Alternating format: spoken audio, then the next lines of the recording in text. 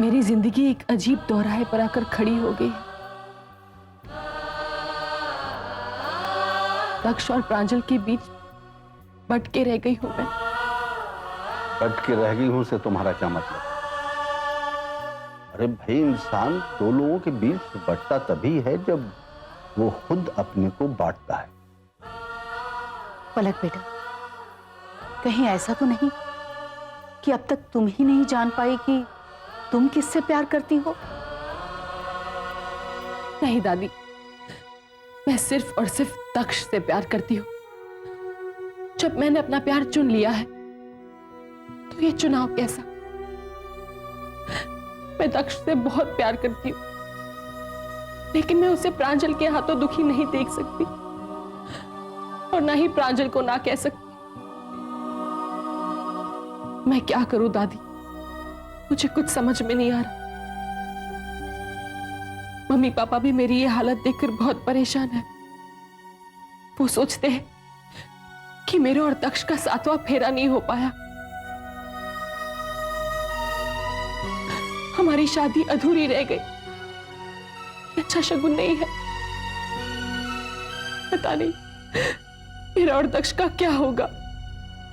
सब ठीक होगा बेटा। मैं पलक को इस हालत में नहीं देख सकता। अब मुझे ही कुछ करना पड़ेगा।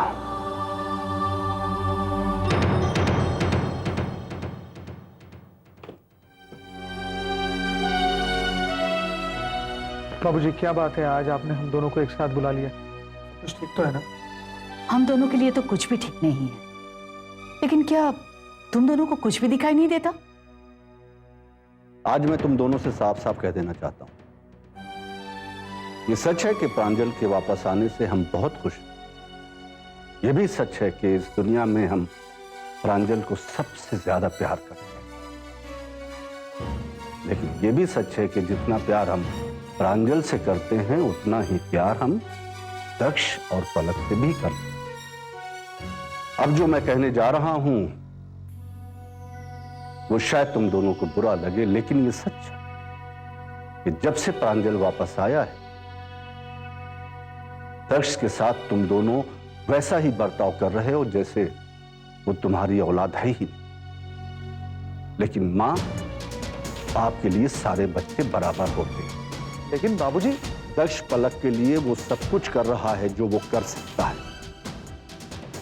जबकि दक्ष पलक का पति है, जबकि वो जानता है कि पलक को कभी भी खो सकता है, जबकि वो जानता है कि प्रांजल कभी भी पलक को उससे मांग सकता है।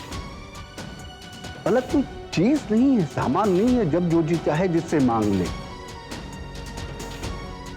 वो तो अपने फर्ज निभा रही है। क्या तुम दोनों दक्ष और उसके पति कोई फर्ज निभा रहे? दक्ष की पत्नी होते हुए भी क्या वो उसकी पत्नी बन पाई? क्योंकि वो नहीं चाहती कि प्रांजल को सच्चाई का पता लगे, और प्रांजल तो यही मानता है कि उन दोनों की सगाई हो चुकी। नहीं बेटा, अब मैं इस झूठ को हमेशा हमेशा के लिए मिटा दूंगा। लेकिन अगर ये सब बातें हम प्रांजल को बता देंगे तो शायद प्रांजल का वजूद मिट जाएगा। इस वक्त प्रांजल बहुत कमजोर है, उसे सहारे की जरूरत है। मैं ये भी जानती हूँ कि दक्ष और पलक के लिए ये सब करना बहुत मुश्किल है। मैं पलक की तकलीफ समझ सकती हूँ, लेकिन क्या करूं, मजबूर हूं। बस एक बार प्रांजल ठीक हो जाए, उसके बाद कहीं ऐसा ना हो सुषमा कि प्रांजल पलक से इतना जुड़ जाए कि उसका दिल तोड़ना मुश्किल हो जाए। एक उलझन को सुलझाने के लिए दूसरी उलझन मत पैदा करो। ऐसा ना हो कि प्रांजल तो ठीक हो जाए और दक्ष की हालत प्रांजल जैसी। एक बेटा पाने के लिए दूसरे बेटे को मत खो। अगर तुम्हें मुझ पर जरा भी विश्वास है